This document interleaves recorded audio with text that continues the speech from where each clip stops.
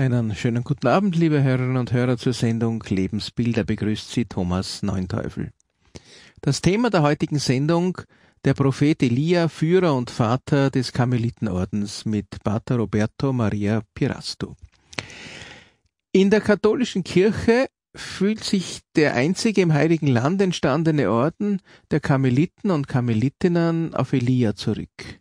Der Leitspruch des Ordens, es lebt der Herr, vor dessen Angesicht ich stehe, entspricht jenem Satz, den das 17. Kapitel des ersten Buches der Könige von ihm überliefert. Kein anderer Satz fasst das Selbstverständnis christlichen Mönchslebens und christlicher Kontemplation besser zusammen. Somit gilt Elia als das Vorbild des kontemplativen und der Herr des kontemplativen Ordens der Karmeliten. Pater Roberto ist Mitglied der Karmeliten in Österreich, hat vor wenigen Monaten den Ruf nach Rom erhalten und ist jetzt auch mit uns aus Rom verbunden. Auf der Radiothek, der Homepage von Radio Maria, finden wir über 50 Sendungen, die Pater Roberto über unseren Sender gestaltet hat. Guten Abend, Pater Roberto. Ich darf dich bitten, dich vorerst noch einmal für alle jene, die dich noch nicht so gut kennen, genauer vorzustellen und dann mit deinen Ausführungen über den Propheten Elia zu beginnen. Einen schönen guten Abend von Wien nach Rom. Guten Abend, lieber Thomas. Danke für die Einführung. Das schreckt mich fast, dass ich schon 50 Mal geredet habe. Frag mich nicht, ob ich mich da nicht schon oftmals wiederholt habe. Das kann ich mir nämlich sonst gar nicht vorstellen. Aber es freut mich, ich spreche gerne über Radio Maria und freue mich dann auch über den Kontakt zu den Hörerinnen und Hörern, die die Möglichkeit haben, auch anzurufen. Und Sie alle begrüße ich auch aus Rom eben. Mit Rom möchte ich beginnen, wenn ich heute über unseren Vater und Führer, Propheten Elia, reden darf. Denn wenn Sie mal im Petersdom sind oder sein sollten in Zukunft oder schon mal waren, dann werden Sie merken, dass im Hauptschiff links und rechts riesige, also überdimensionale Statuen von großen Ordensgründern sind. Also der heilige Dominikus ist abgebildet als ganz große Marmorstatue, Franziskus. Und Sie werden dort eben auch den Propheten Elia treffen. Als starker, bärtiger Mann mit aufzeigenden Finger, gehobenen Arm, er zeigt auf Gott. Und als Inschrift steht eben der Gründer, also Vater und Führer der Karmeliten. Lassen Sie sich nicht beirren von der Tatsache, dass ein bisschen weiter dann auch die heilige Teresa vorkommt, Teresa von Avila, die für den theresianischen Karmel als Gründerin gilt. Wir stehen als unbeschuhter Karmeliten nämlich auf diesem Weg, also auf diesem Strang der Tradition des Karmels, und diese Tradition, die von Teresa übernommen und weiterentwickelt wurde nach ihrem eigenen Charisma, basiert auf der Erfahrung des Propheten Elias. Deshalb ist Elia mit Recht für uns so eine Art Urbild, also Vorbild, aber auch Urbild. In vielen barocken Darstellungen, die hatten jetzt mit der geschichtlichen Seite nicht so viele Sorgen wie wir. Bei vielen Darstellungen der Barockzeit ist Elias selbst als Karmelit dargestellt. Es gibt Bilder, wo er wirklich als erster Karmelit abgebildet wurde, was natürlich historisch nicht so stimmt. Es ist so ein frommer Gedanke, weil wir uns an seine Spiritualität, an seine Geschichte, an seine Person so orientieren, auch dann im Leben. Die beschuhten Karmeliten und auch wir Unbeschuhten. Nun, wer ist dieser Prophet Elia, der so groß auch im Petersdom? Im Petersdom gibt es, sage ich so in Klammern, sogar eine zweite, kleinere Statue des Propheten Elias in einer Seitenkapelle. Aber gut, genug der künstlichen Darstellungen. Warum ist der Prophet Elia für uns Karmeliten so wichtig? Und ich darf behaupten, überhaupt für die Heilsgeschichte so wichtig. Der zählt oder zu den größten Propheten. In vielen Traditionen ist er überhaupt der größte Prophet. Auf alle Fälle gehört er zu den größten. Den sehen wir zum Beispiel bei der Verklärung Jesu Christi auf dem Berg. Da erscheint auch Moses, eine weitere riesige Gestalt des Alten Testaments, und der Prophet Elia, und die unterhalten sich mit Jesus. So auch als Bestätigung dafür, dass Jesus wirklich die Erfüllung der Verheißungen der Propheten ist. Und da werden eben diese zwei großen Propheten herbeigezogen, also die zeigen sich und bestätigen, dass Jesus in der Tradition der Bibel ist und die Erfüllung dieser Verheißungen ist. Also Elias grundsätzlich ein ganz großer Prophet und in der Tradition des geistlichen Lebens und des Ordenslebens, nicht nur des karmelitanischen, auch in der orthodoxen Tradition und überhaupt in all den geistlichen Traditionen, die so einen kontemplativen oder halb kontemplativen, heremitischen Leben geführt haben im Laufe der Jahrhunderten, hat Elia eine große Rolle als geistliche Figur, als inspirierende Figur gespielt. Ich darf auch, weil es mich so gefreut hat, auf eine Katechese im Jahre 20 vom Heiligen Vater in Rom wieder hinweisen. In dieser Katechese nahm er den Propheten Elia als Vorbild für das Gebet. Es ist eine Reihe von Katechesen in der Mittwochsaudienz über das Gebet und eine ganze Katechese war mit Hilfe des Propheten Elias. Auf diesen Text möchte ich auch ein wenig zurückkommen. Nun, wir sind als Karmeliten auf dem Berg Karmel gegründet. Das ist ein Berg im Heiligen Land. Und die ersten Karmeliten im 11., 12. Jahrhundert haben sich dort versammelt, um nach dem Vorbild von Elia und besonders auch der sogenannten Prophetenschule, die durch Elia und Elisha entstanden ist, dort ein Leben als Einsiedler zu leben. Später dann, im 13. Jahrhundert, am Beginn, haben sich diese Einsiedler eine Lebensregel geben lassen vom Patriarchen von Jerusalem und haben im rechtlichen Sinne sozusagen einen Orden, eine Gemeinschaft gegründet. Sie waren aber schon länger dort angesiedelt. Deshalb von Beginn an das Vorbild des heiligen Propheten Elias als Gottsucher und als Mensch im Dienste Gottes. Wenn Sie ein wenig an die Geschichte Elias denken, es gibt im Alten Testament, in den Büchern der Könige, mehrere Kapitelchen über ihn, eine ganze Saga, ein Zyklus. Da muss ich Ihnen wirklich sagen, es lohnt sich, die zu lesen, weil sie so spannend sind. Also dieser Prophet Elias war eine Wucht sozusagen und auch lebte in einer Zeit voller großen Probleme im Volk Israel und setzte sich wahnsinnig stark ein für den Glauben, also für Gott, für den wahren Gott, auf eine Art und Weise, die wie ein Roman sich lesen lässt. Er schlägt zu, dann zieht er sich zurück, dann antwortet der König, dann die Königin. So, ich möchte jetzt nicht so sehr ins Detail gehen, aber wirklich herzliche Einladung, da weiter zu lesen. Aber ich komme schon auf einige Textpassagen zumindest hin, um Ihnen das auch vorzustellen.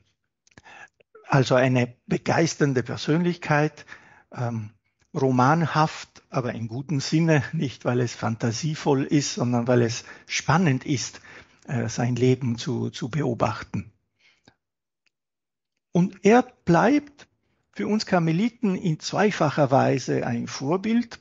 Deshalb sprechen wir auch gerne vom zweifachen Geist, vom doppelten Geist des Elias, weil er einerseits, jetzt sage ich es ganz kurz und führe es dann etwas detaillierter aus, einerseits einen sehr starken und wirklich tatkräftigen Eifer für Gott zeigte, ausübte, und auf der anderen Seite, aber nicht jetzt als Gegensatz dazu, vielleicht als Ergänzung besser gesagt, eine tiefe und schließlich könnten wir sagen kontemplative Haltung hatte,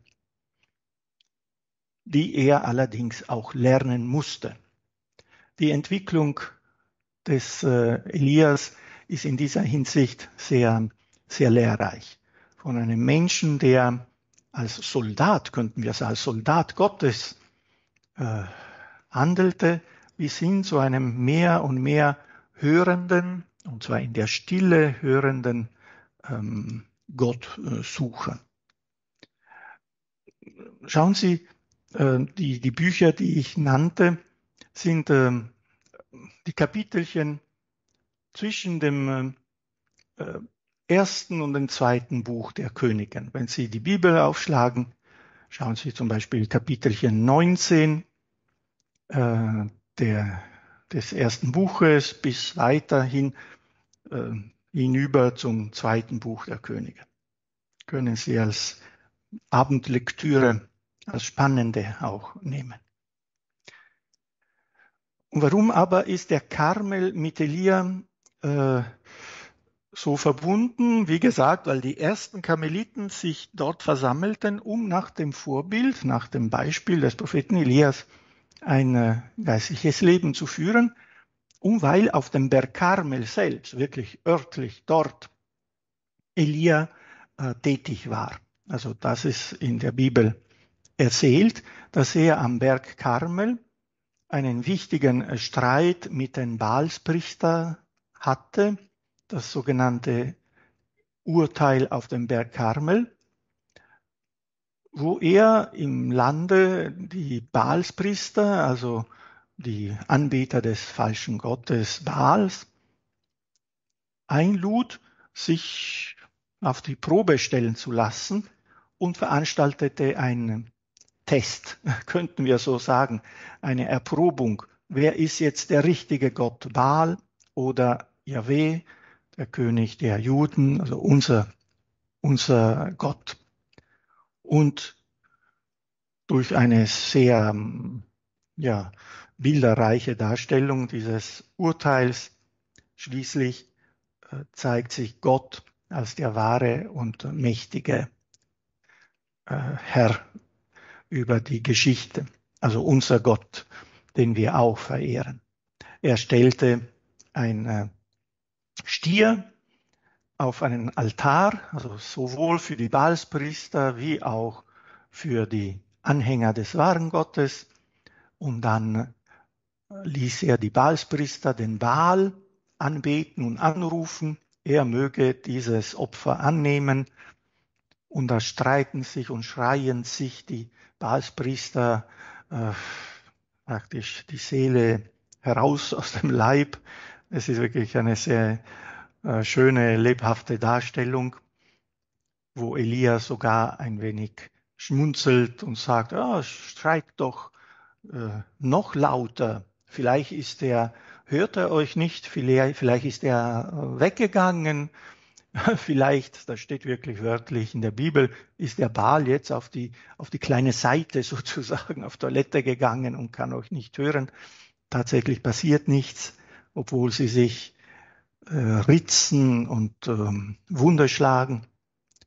Und dann aber doch, wenn er Jahwe anruft, sobald wird der Stier verbrannt, passieren gewisse Zeichen und so, die eindeutig zeigen, dass Gott auf Elia hört und dass eben nicht der Baal der wahre Gott ist, sondern Jahwe.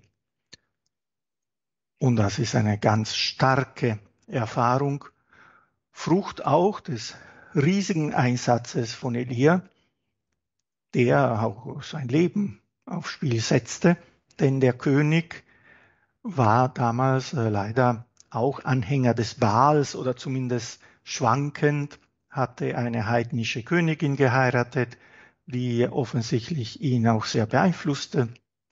Und das ganze Volk war da ja ziemlich verirrt und verwirrt. Also eine starke, und ich betone eben diese starke Handlung durch Elia und das Zeichen der Macht Gottes. Das wäre für uns so, der erste Symbol für den Einsatz, ohne Rücksicht auf das Leben, auf die Gefahr, wirklich für den wahren Gott einzutreten. Voller Eifer bin ich für den Herrn der Heere, heißt es bei Elias. Ich habe hier so betont, und wenn Sie die Bibel lesen, werden Sie es noch mehr verstehen, diese Stärke, diese Energie, diese auch Willensstärke des Propheten Elias gegen die falschen Propheten. Bald aber, jetzt machen wir aber kurz eine Pause, glaube ich habe schon länger geredet, werde ich Ihnen den Weg Elias beschreiben, hin zu mehr Sanftmut, nicht zu weniger Einsatz, aber sehr wohl zu einem genaueren, ruhigeren Hinhören auf die Stimme Gottes. Ich habe jetzt ein Musikstück ausgesucht aus dem bekannten Oratorium von Felix Mendelssohn Bartholdy, Elia. Wie du erwähnt hast, hat Mendelssohn Bartholdy ein Oratorium über Elias geschrieben, auch deswegen, weil eben seine Geschichte sich anbietet, so eine spannende Erzählung so zu verfilmen oder in Musik darzustellen. Elia also als starker Mann Gottes, das geschah noch vor dem Gericht am Karmel, eine Dürre über das Land hatte kommen lassen, auf Verheiß Gottes, als Strafe auch, als Angebot zur Umkehr für das Volk, das wie sein König Ahab den falschen Weg gewählt hatte. Und jetzt nach diesem Gericht am Karmel, auf dem Berg Karmel, wo dann unser Orden gegründet wurde, endet auch die Dürre als Zeichen für das Volk, dass wenn sie Gott lieb haben und ihm folgen, ihn fürchten und ehren, dass dann auch das Leben gelingt. Da gibt es diese Szene, die zum Teil auch recht bekannt ist, wo Elia seinen Diener auf den Berg schickt, also er selber zur Höhe des Karmel emporsteigt und bittet den Diener hinauszuschauen, ob jetzt Wolken kommen. Und mehrmals muss es geschehen, weil noch nichts kommt. Aber dann kommt eine kleine Wolke, klein wie eine Menschenhand, heißt es so schön, aus dem Meer herauf.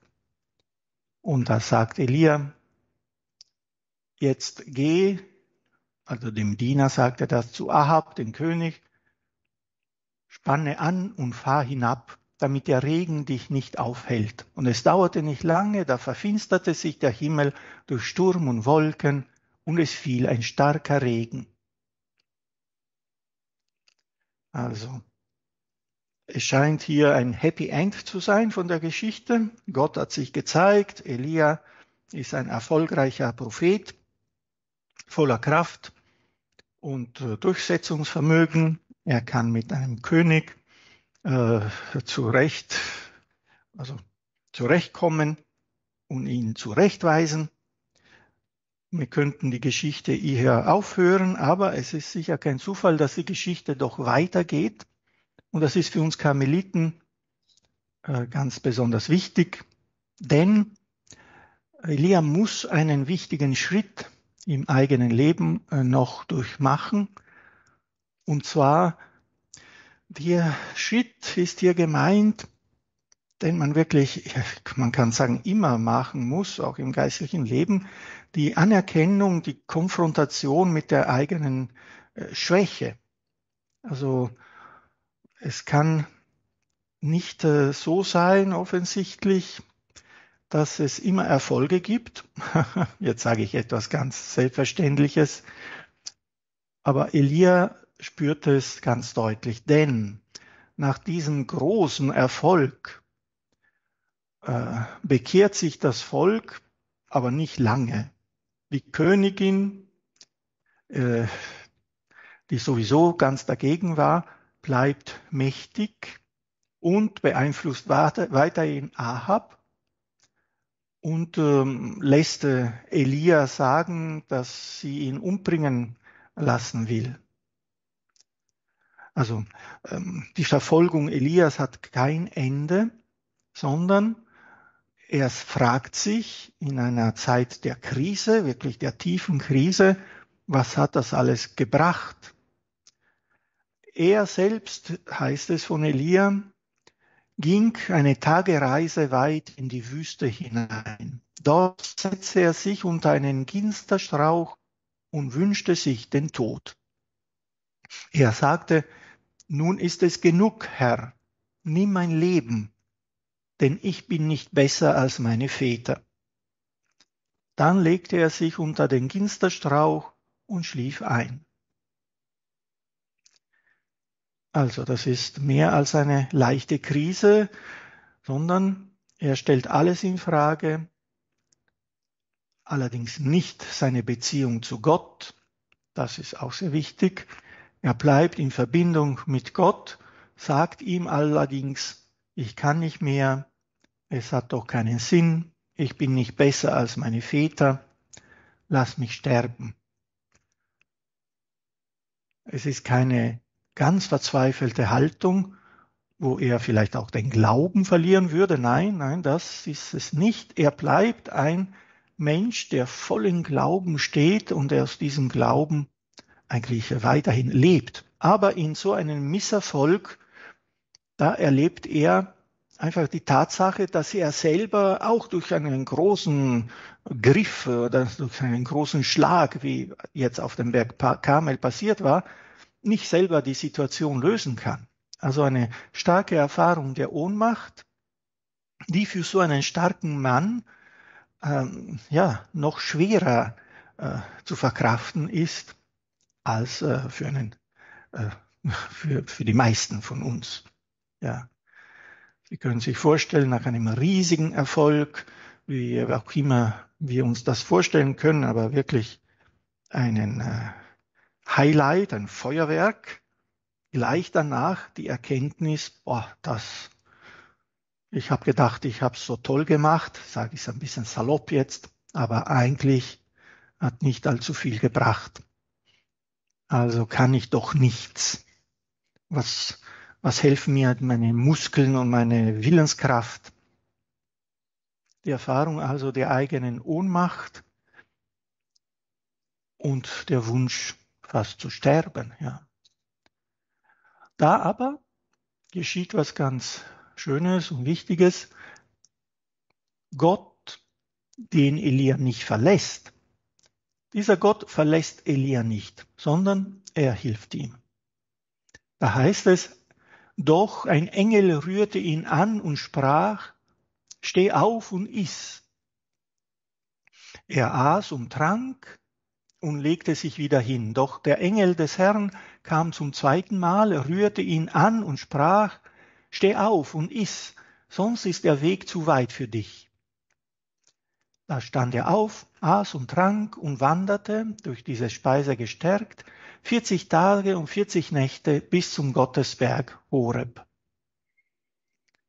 Der Engel des Herrn, also der Herr selbst durch seinen Boten, hilft ihm, gibt ihm zu essen und zu trinken, stärkt ihn, und gestärkt durch den Herrn wanderte er ziemlich lang, 40 Tage und 40 Nächte, bis zum Gottesberg Horeb.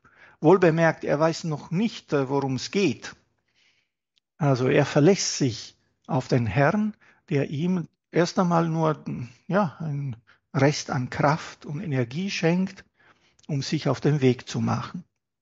Und da geht er in eine Höhle. Das ist auch eine bekannte Szene, die oft auch, also mehrmals in der Liturgie vorkommt, als Lesung. In dieser Höhle übernachtet oder will er übernachten. Und dann kommt aber das Wort des Herrn. Das Wort des Herrn ist die Gegenwart des Herrn, nicht nur ein akustisches Phänomen. Aber wie kommt es? Das ist der springende Punkt, wo wir alle aufgefordert sind, genau hinzuhören. Es kommen zuerst Zeichen. Also es kommen ein Feuer, ein heftiger Sturm, ein Erdbeben und dann Feuer eben. Aber es heißt in der Bibel, aber der Herr war nicht im Feuer, der Herr war nicht im Erdbeben, der Herr war nicht in diesem Sturm. Das sind nicht nur gewaltige Zeichen, wo man sich erwarten würde, dass, wenn sich der Herr zeigen will, gerade diese Zeichen wählt, sondern auch ist eine direkte Anspielung an das, was Moses erlebt hatte damals auf dem Berg Sinai, als sich ihm der Herr offenbarte. Da waren tatsächlich diese Zeichen auch Zeichen der Gegenwart des Herrn. Bei Elias ist es anders. Dort, in diesem starken Zeichen, war der Herr nicht, sondern nach dem Feuer kam ein sanftes, leises Säuseln. Etwas, was diesen Muskelpaket Elia kaum erreichen würde im normalen Zustand. Er würde das überhören, aber jetzt, geprüft durch die Erfahrung seiner Ohnmacht, ein wenig geknetet auch von dieser Erfahrung, dass er nicht alles selber schaffen kann, ist er bereit, auch ein leises Säuseln wahrzunehmen. Und da heißt es, als Elia es hörte, hüllte er sein Gesicht in den Mantel, trat hinaus und stellte sich an den Eingang der Höhle. Also da hat er gemerkt, Elia, in diesem Säuseln, in diesem sanften Säuseln, will Gott mit mir sprechen. Und er stellt sich an den Eingang der Höhle und da vernahm er schließlich die Stimme Gottes und tritt in Dialog mit ihm. Er wird dann also weiter seine Aufgabe erfüllen. Es so bezeichnen diese Stelle. Gerade die großen, starken Zeichen, die für Mose die Gegenwart des Herrn bedeutet haben, hat der Herr hier nicht gewählt, um sich zu zeigen, sondern ein Säuseln. Gerade für den Mann Elia, der alles auf Willenskraft gesetzt hatte, zwar im Glauben, in bester Absicht, aber sehr wohl, eine Spur zu sehr auf sich auch vertraut, auf seine Kraft, muss lernen, still zu werden, so dass er dieses Säuseln wahrnimmt und, wir könnten sagen, auch ernst nimmt. Und in dieser Szene sieht die Tradition des Ordenslebens und besonders bei uns Karmeliten der Hinweis auf die kontemplative Haltung des Hinhörens, des Achtens auf das, was Gott auch in den sanften und besonders in den stillen Momenten und in den stillen Ereignissen des Lebens uns sagen will. Weg also von den großen Feuerwerken, die gibt es manchmal natürlich, Aber doch zeigt sich der Herr nicht nur in dem, was groß ist und glänzt und dramatisch ist, sondern viel mehr, viel häufiger könnten wir sagen, im Alltag, in der Stille, im Inneren unseres Herzens schließlich, in dieser Höhle, in die Elia sich verstecken muss praktisch und da gezwungen wird, auch Ruhe zu geben sozusagen und wirklich hinzuhören. Ein Säuseln ist nicht leicht wahrzunehmen.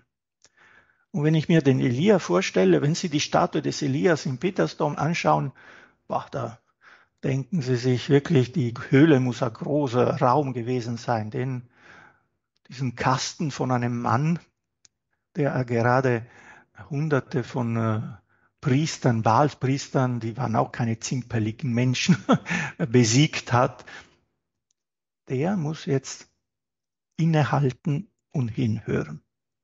Eine wunderschöne Szene. Aber Sie sehen auch, dass das kein Gegenteil zum Rest ist. Elia wird weiterhin sich voll und ganz einsetzen für den Herrn, auch ganz tatkräftig. Das Kontemplative bleibt bei ihm nicht passiv oder wie auch immer. Nein, aber er hat jetzt diese neue Art gelernt und durch diese bekommt er dann den Kontakt wirklich mit Gott. Der Papst in seiner Katechese im Oktober vor 2 Jahren, also im Jahre 20, schreibt: Das Antlitz Gottes ist für Elias auf dem Weg deutlicher geworden. Bis zum Höhepunkt in jener wunderbaren Erfahrung, als Gott sich Elia auf dem Berg offenbart. Er offenbart sich nicht im heftigen Sturm, nicht im Erdbeben oder im verzehrenden Feuer, sondern im sanften, leichten Säuseln. Oder eine bessere Übersetzung, die jene Erfahrung gut widerspiegelt, in einem Hauch klangvoller Stille. So offenbart Gott sich Elia. Mit diesem demütigen Zeichen teilt Gott sich Elia mit, der in jenem Augenblick ein fliehender Prophet ist, der den Frieden verloren hat. Gott kommt einem müden Mann entgegen, einem Mann, der meinte, er an allen Fronten gescheitert zu sein. Und mit jenem sanften Säuseln, mit jenem Hauch klangvoller Stille, lässt er wieder Ruhe und Frieden in sein Herz einziehen. Und da sagt der Papst, das ist zwar die Geschichte von Elia, eine ganz besondere Persönlichkeit, aber die Geschichte scheint für uns alle geschrieben zu sein. Wenn wir denken, schreibt er, manchmal können wir uns am Abend nutzlos und einsam fühlen. Dann kommt das Gebet und klopft an die Tür unseres Herzens. Ein Stückchen von Elias Mantel können wir alle erhaschen, so wie sein Schüler Elisha die Hälfte seines Mantels später erhascht hat. Und auch wenn wir einen Fehler gemacht haben oder uns bedroht und verängstigt fühlen sollten, wenn wir uns Gott im Gebet wieder zuwenden, kehren wir durch ein Wunder auch die Ruhe und der Frieden zurück. Das ist es, was Elias Vorbild uns lehrt. Elia lehrt uns weiters, dass diese Ruhe und dieser Frieden, der tatsächlich auch durch das Gebet von Gott geschenkt wird, aber nicht so ist, dass es nur einlullen will, wie sagt man da. Also das Gebet ist nicht dafür da, dass wir uns nur darin einschließen lassen, sondern das Gebet, allgemeiner gesagt, die Beziehung zu Gott, zu Jesus, ist etwas, was uns sicher Ruhe, Kraft, Stärke auch gibt, aber zum Weitergehen ermutigt.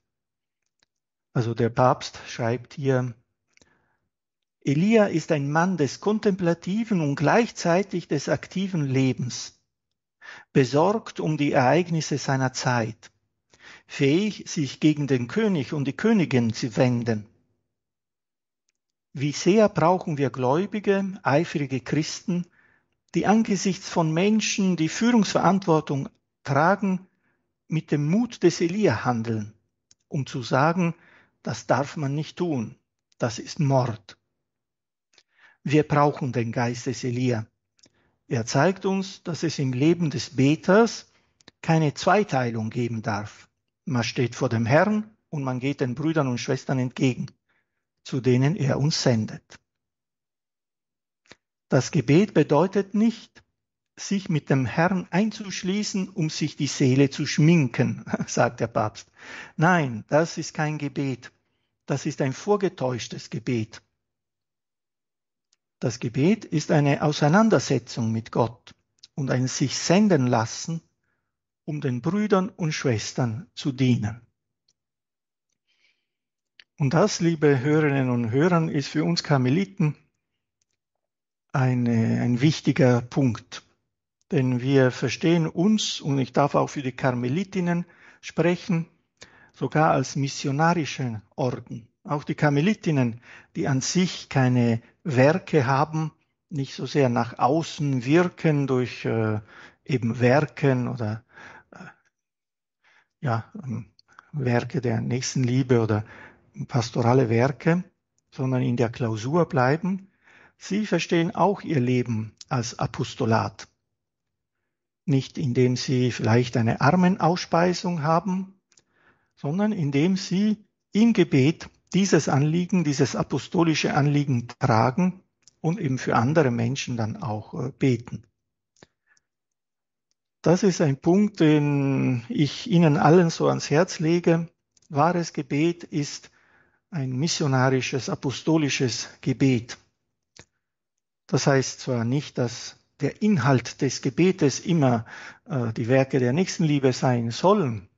Wenn ich mich mit Jesus unterhalte oder einfach im stillen Gebet bei ihm bin, brauche ich nicht, erst recht nicht über Dinge zu reden, die ich tun will und die ich groß bewerkstelligen will.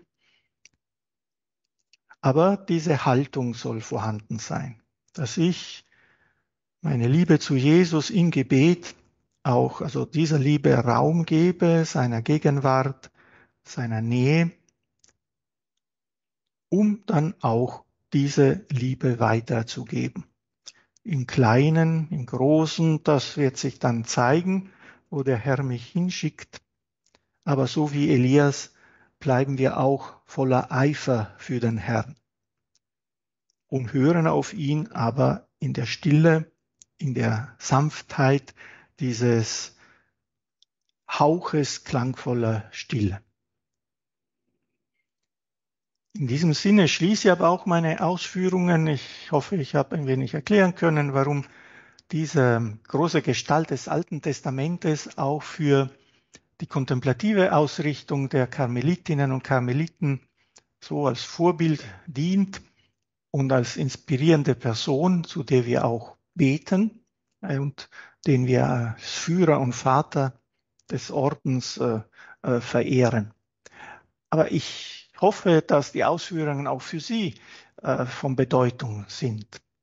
Denn ich glaube schon, dass diese Verbindung zwischen Eifer, Tat und Stille, Hinhören, dass dies eigentlich jeden Beter, jeden Christen betrifft, in welchem Ausmaß auch immer, je nach Lebensumständen und so weiter, aber doch dieser doppelte Geist des Elias ist etwas allgemein Gültiges, um den wir immer bitten sollen, damit wir nicht in eine Einseitigkeit verfallen.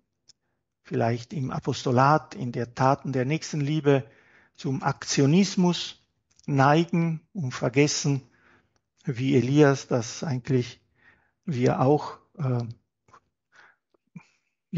begrenzte Menschen sind, die immer wieder auf Gottes Liebe angewiesen sind, oder so sehr ins Gebet verfallen, sage ich mal so bewusst etwas negativ, dass wir vergessen, das Gute zu tun, wie sich einmal die heilige Teresa von Avila über eine Schwester ausdrückte, die eben so streng und so viel beten wollte, dass sie keine Zeit mehr hatte, auch Gutes zu tun.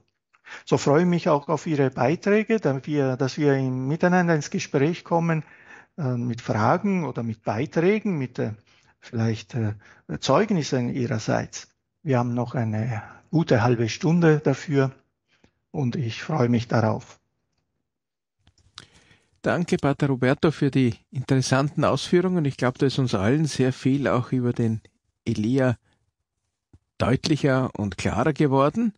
Wir kennen heute so die Grundrisse seines Lebens, wenn wir ein bisschen in der Bibel geblättert haben, aber vielleicht nicht so in die Tiefe. Und die Anregung, das Buch der Könige wieder mal zur Hand zu nehmen, das werde ich zumindest jetzt bald einmal vielleicht sogar noch heute machen, wenn ich nach Hause komme, nach meinem Dienst hier bei Radio Maria.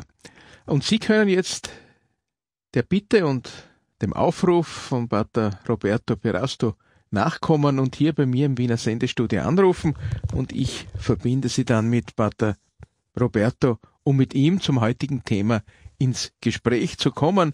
In der heutigen Lebensbilder-Sendung geht es um den Propheten Elia, der als Führer und Vater des Karmelitenordens von Pater Roberto Perasto, der derzeit in Rom sich befindet, skizziert wurde und auch geschildert wurde, was dieser alttestamentarische Prophet mit einem christlichen Orden zu tun hat. Und das ist, glaube ich, heute sehr gut herausgearbeitet worden. Inzwischen habe ich schon 3 Anrufer, 2 Anruferinnen und einen Anrufer. Die erste Dame ist die Frau Maria aus Niederösterreich. Grüß Gott. Grüß Gott. Ja, grüß Gott. Hier ist Maria aus dem Waldviertel. Passt das? Ja, sicher. Grüß Gott. Ja. Willkommen. Ja. Ja, grüß Gott. Ich hätte nur eine Frage. Wie ist das praktisch zu verstehen?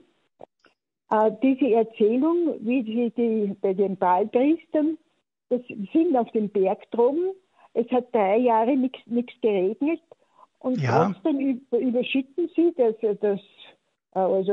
Tier mit Wasser und so viel Wasser, dass auch durch der Graben rundum voll ist. Wo nehmen sie das Wasser her, wenn es schon 3 Jahre nicht geregnet hat? Wie soll man das praktisch verstehen? Ja. Oh ja, das ist natürlich eine ganz genaue Frage. Aber ja, wissen Sie, ich meine, Sie haben schon Wasserreservoiren gehabt, sonst wären Sie alle gestorben. Also es war sehr knapp, könnte man sagen. Ja, also eine Dürre, das heißt, das Wasser war knapp, aber Sie haben schon leben können. Deshalb gab es doch ein wenig Wasser. Wissen Sie, also das ist vielleicht auch in der Erzählung etwas übertrieben, das kann sein, aber also dass da das Wasser bis hinunterlief.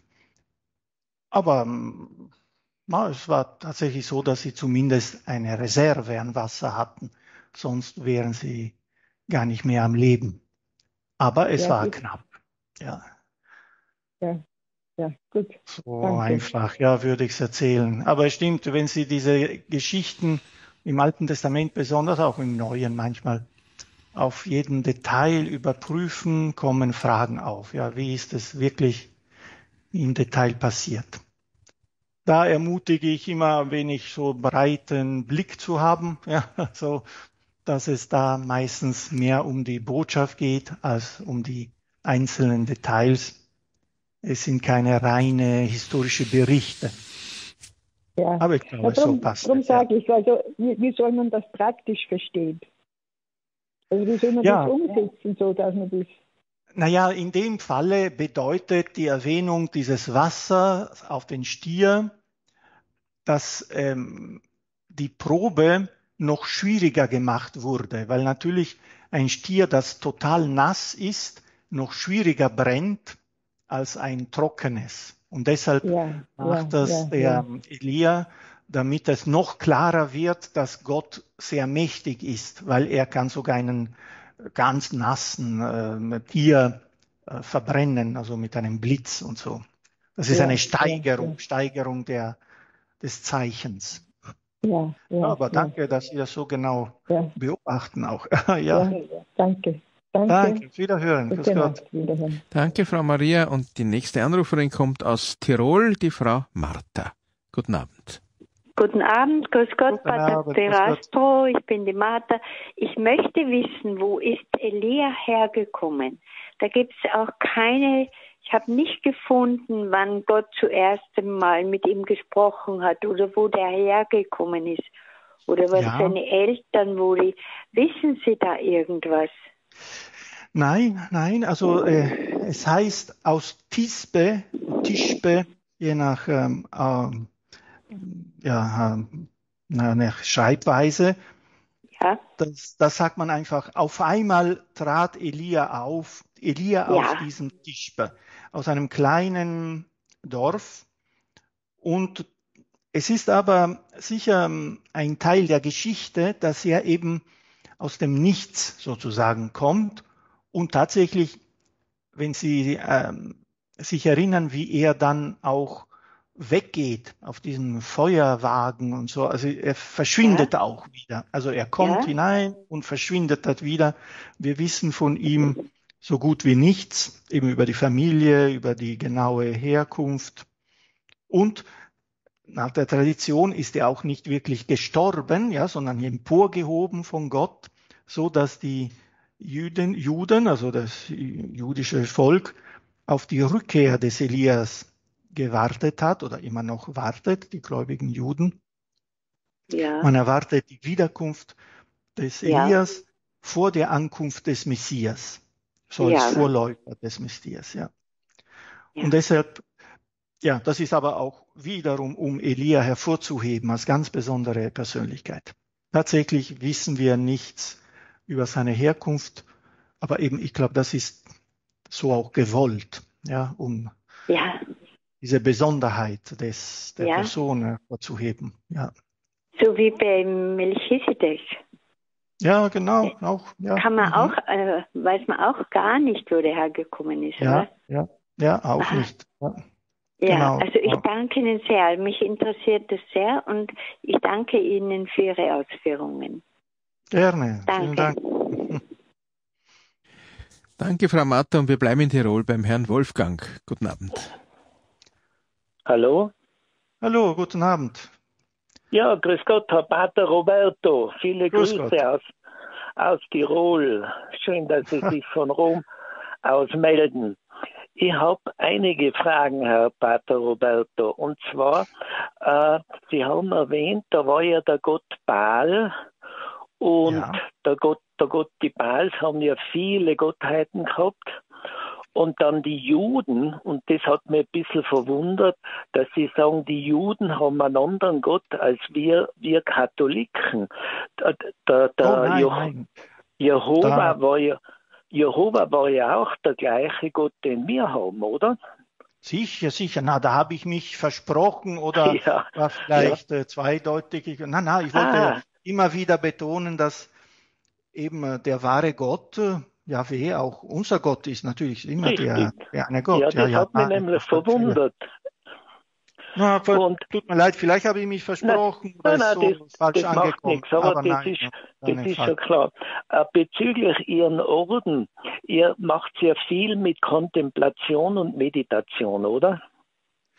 Ja, auch, ja. Ja, die Kontemplation, das kontemplative Gebet, das ist eigentlich wenig bekannt, finde ich, oder?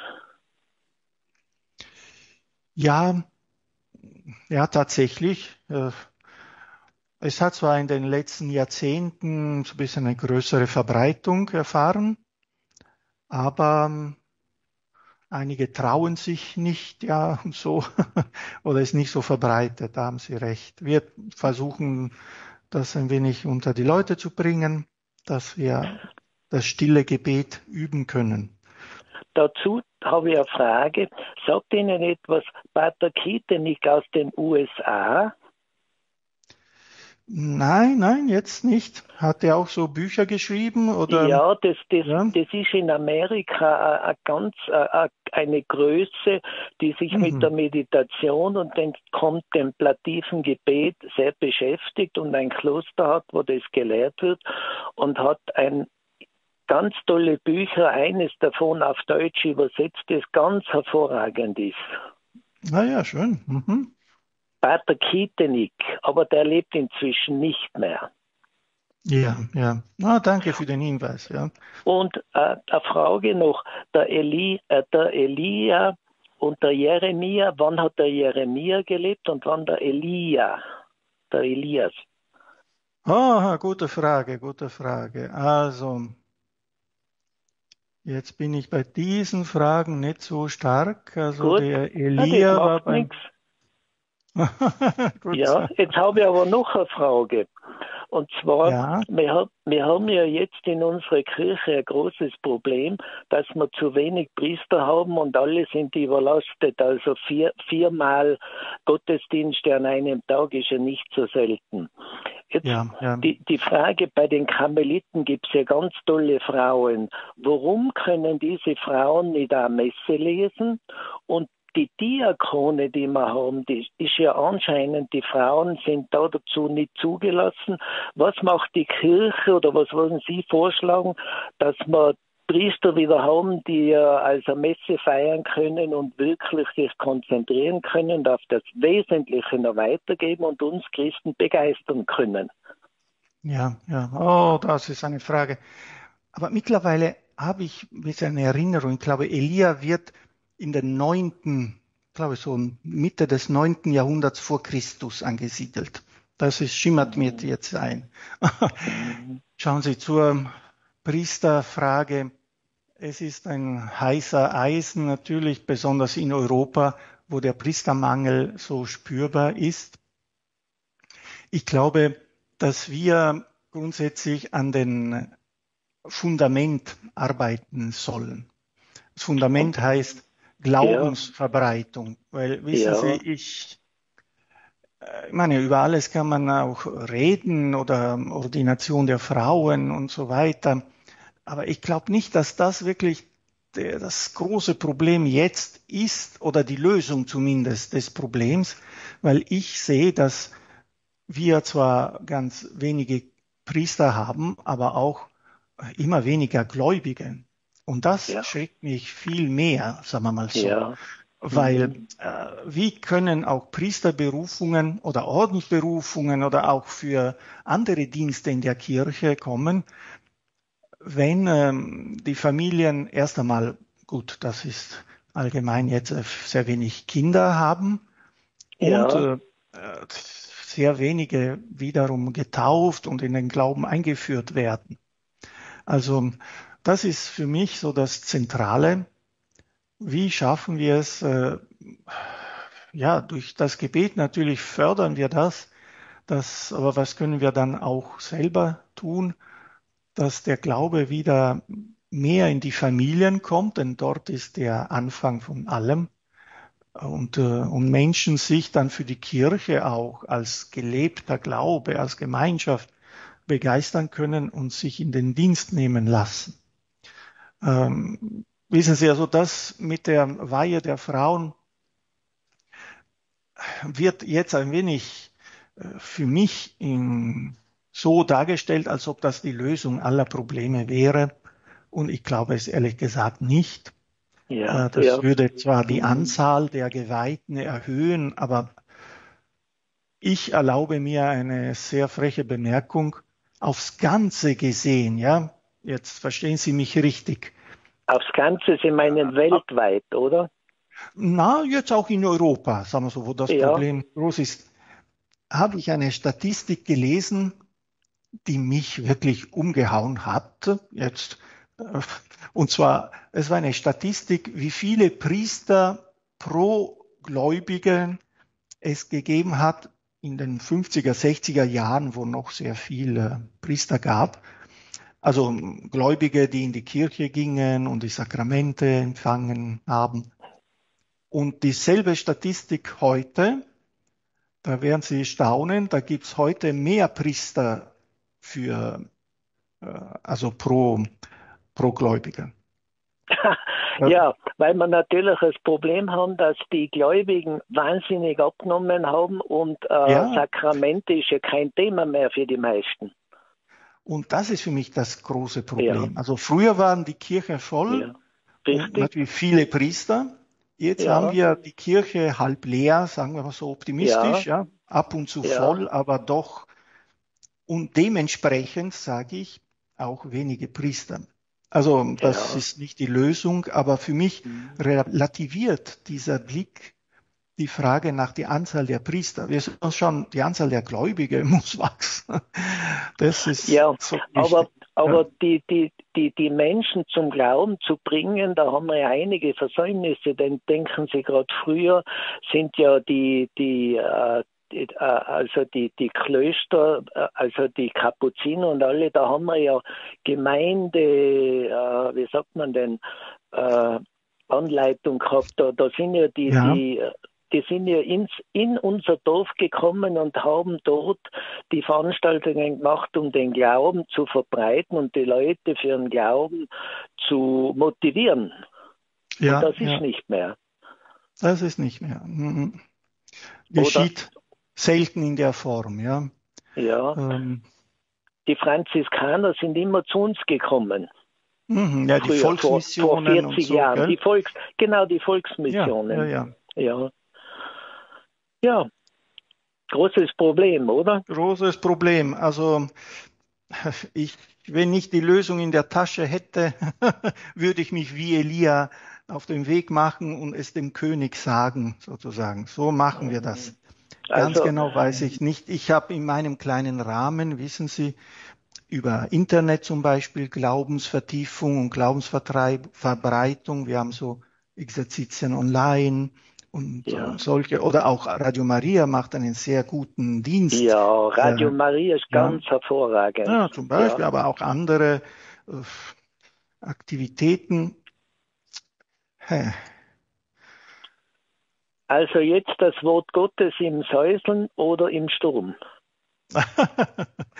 Also das Wort Gottes eher im Säuseln und manchmal im Sturm. Also im Grunde immer hinhören. Gut. Wie lange sind Sie noch in Rom stationiert? In Rom bin ich 6 Jahre. Und noch weiterhin? Na dann, weiß ich nicht. Bei uns gibt's keine Karrieresprünge, sondern man wird gewählt zu einem Amt und dann kehrt man zurück. Oder man macht irgendwas anderes. Also erst einmal 6 Jahre. Ja, also vielen Dank, viele Grüße nach Rom und alles Gute, Gottes Segen. Danke und viel Ihnen Kraft. auch. Danke, Wiederhören. Auf Wiederhören. Danke, Herr Wolfgang, für den Anruf. Ich habe jetzt noch im ökumenischen Heiligenlexikon nachgesehen. Das ortet jetzt die Geburt des Elia um 912 vor Christus in Tisbe an und die Entrückung bei Jericho war um 850 vor Christus. Und diese Entrückung wird sogar von der syrisch-orthodoxen Kirche mit einem Tag festgelegt, mit der Entrückung in den Himmel am 3. April. Naja, gut, das ist, wir feiern den Elia am 20. Juli, ja. Das sind so mehr Gedenktage, ja, die liturgisch helfen sollen, die Geheimnisse zu feiern. Ja, aber ich glaube nicht, dass man da auf den Tag kennt. Nein, auf keinen Fall. Aber doch, ich schaue schnell während des Gespräches nach, ob ich was finde und habe das jetzt da in diesem ökumenischen Heiligenlexikon gefunden, dass man ja auch im Internet suchen kann. Natürlich besonders auch im Orient, in der orthodoxen Kirche, in der orthodoxen Tradition verehrt, aber auch im Islam, muss man sagen. Ja, also wir haben auf dem Berg Karmel ein Heiligtum, also wir selber Karmeliten, ein Kloster, und da gibt's auch eine sogenannte Grotte des Elias, wo man auch vermutet, ja, dass da diese Prophetenschüler sich getroffen haben, ist eine Quelle auch drin. Und es ist schön zu sehen, dass viele Juden kommen, aber auch viele Muslime. Für sie ist auch der Elias, der Grüne genannt, auch eine wichtige Persönlichkeit, ein Gerechter aus dem Alten Testament. Es ist jetzt im Augenblick niemand in der Leitung, also es geht sich noch aus, das eine oder andere Gespräch, wenn jemand noch Interesse hat, mit Pater Roberto ins Gespräch zu kommen zum heutigen Thema des Propheten, über den Propheten Elia, 0720 578 578 oder von außerhalb Österreichs 0043 720 578 578. Es läutet jetzt gerade bei mir, ich müsste jetzt noch das Vorgespräch führen. Ich darf dich bitten, vielleicht noch einige Gedanken zum heutigen Thema. Ja, gut, eine wichtige Begebenheit, die den heiligen Elia betrifft, ist auch ein Wunder in Sarepta. Die Witwe in Sarepta wurde von ihm beschenkt. Das ist auch eine symbolische Handlung. Das kann ich kurz vorlesen, ist wirklich ganz kurz, aber eine schöne Geschichte. Das ist kurz nachdem Elia überhaupt in Szene kam. Da erging das Wort des Herrn an Elia, heißt es. Mach dich auf und geh nach Sarepta, das zu Sidon gehört, und bleib dort. Ich habe dort einer Witwe befohlen, dich zu versorgen. Er machte sich auf und ging nach Sarepta. Als er an das Stadttor kam, traf er dort eine Witwe, die Holz auflas. Er bat sie, bring mir in einem Gefäß ein wenig Wasser zum Trinken. Als sie wegging, um es zu holen, rief er ihr nach, bring mir auch einen Bissen Brot mit. Doch sie sagte, so wahr der Herr dein Gott lebt, ich habe nichts mehr vorrätig als eine Handvoll Mehl im Topf und ein wenig Öl im Krug. Ich lese hier ein paar Stücke Holz auf und gehe dann heim, um für mich und meinen Sohn etwas zuzubereiten. Das wollen wir noch essen und dann sterben. Elia entgegnete ihr, fürchte dich nicht, geh heim und tu, was du gesagt hast. Nur mache zuerst für mich ein kleines Gebäck und bring es zu mir heraus. Danach kannst du für dich und deinen Sohn etwas zubereiten. Denn so spricht der Herr, der Gott Israels, der Mehltopf wird nicht leer werden und der Ölkrug nicht versiegen, bis zu dem Tag, an dem der Herr wieder Regen auf den Erdboden sendet. Sie ging und tat, was Elia gesagt hatte. So hatte sie mit ihm und ihrem Haus viele Tage zu essen. Der Mehltopf wurde nicht leer und der Ölkrug versiegte nicht, wie der Herr durch Elia versprochen hatte. Dann wird sogar der Sohn der Frau geheilt oder wiederbelebt. Also ein Wunder als Antwort auch auf das Vertrauen dieser Frau, die das macht, was der Herr durch Elia wünscht. Und dadurch wird der Mehltopf nicht leer. Das ist eine schöne Geschichte, ein schönes Wunder des Hörens auf Gott, des Vertrauens auf Gott. Ja, und jetzt habe ich noch eine Anruferin in der Leitung, eine Hörerin aus Salzburg. Grüß Gott.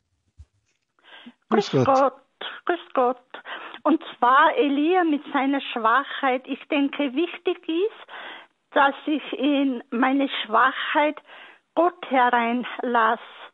Paulus sagt, in der Schwachheit bin ich stark. Ich denke, Paulus kann das sagen in seinem Leben mit Gott. Und heute ist mir gerade tiefer bewusst worden, dass im Magnificat steht, Gott erhöht die Niedrigen. Niedrig sein vor Gott heißt Demut haben vor Gott. Da kann Gott eingreifen. Deswegen kann er den Niedrigen erheben. Ich persönlich habe Erfahrung mit Schwachheit und dass Gott mir dabei hilft. Danke. Sehr schön für das Zeugnis. Ja, da haben Sie wirklich recht. Auch der Papst sagt in diesem kleinen, kurzen Schreiben, man weiß nicht, was wichtiger ist im Leben des Elias oder was für ihn nützlicher gewesen ist. Der Sieg über die falschen Propheten auf dem Berg Karmel, also diese mächtige Tat, oder die Verwirrung, in der er feststellt, dass er nicht besser ist als seine Väter. Die Größe des Elias ist auch, dass er zwar seine Schwachheit erlebt und einsieht und schmerzlich erlebt, aber darin die Verbindung zu Gott nicht verliert oder nicht abbricht. Er sagt auch nicht, warum hast du es mir angetan, ich glaube nicht mehr an dich, sondern er bittet um Hilfe. Also er bleibt in diesem Glauben drin, er muss aber umdenken. Er ist nicht mehr der Starke, der alles schafft, weil Gott ihm befohlen hat, das und das zu tun. Jetzt muss er eben klein werden, wie Sie selber sagen, demütig, also irgendwie realistisch auch, ja, aber immer Gott im Mittelpunkt, immer Gott als mein Begleiter, als mein Leiter auch und Beschützer. Na, danke für Ihr Zeugnis.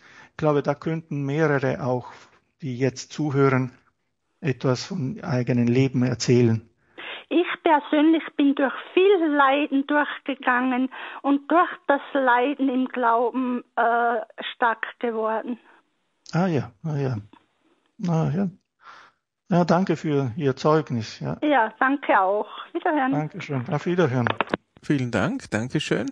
Ja, jetzt habe ich niemand in der Leitung. Vielleicht ruft noch jemand an, aber wir haben nur mehr knappe 9 Minuten Zeit. Ich würde eher vorschlagen, dass wir jetzt die Sendung abrunden. Also, dass du die Sendung jetzt abrundest. Ja, gut. Und gut. Dann ist es, glaube ich, ein schönes, homogenes Ganzes geworden. Ja, ich kann schließen und dann auch einen Segen spenden gerne. Noch einmal wirklich ermutigen, auch sich mit dem Elias zu befassen. Wir haben auch ein Büchlein in unserem Verlag, Elia und Elischas, ein kleines Buch herausgegeben, wo man von dieser Geschichte auch etwas weiter erzählt. Unsere Heiligen haben auch immer wieder den Elias zitiert, zumindest als Person, als Mensch.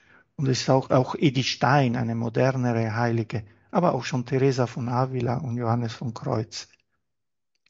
Und beide alle, sehen darin diese wunderbare Mischung an Glaubensstärke und aber auch an menschlicher, an beiden, Stärke und Gebrechlichkeit, so wie wir halt Menschen sind. Manchmal ganz stark, manchmal ganz schwach, manchmal im Leiden, manchmal in der Freude und immer aber dort, wo wir sind, auf Gott hören und Gott suchen, ausgerichtet sein auf seine Gegenwart. Elia hat nie aufgehört zu glauben, dass Gott bei ihm ist und dass er ihm auch hilft, unterstützt. Und das wünsche ich Ihnen und mir auch natürlich alle in allen Lagen, also Lebenslagen. So schließe ich mit einem Segen für alle und auch für jene, die Ihnen nahe sind. Der Herr sei mit euch. Und mit deinem Geiste.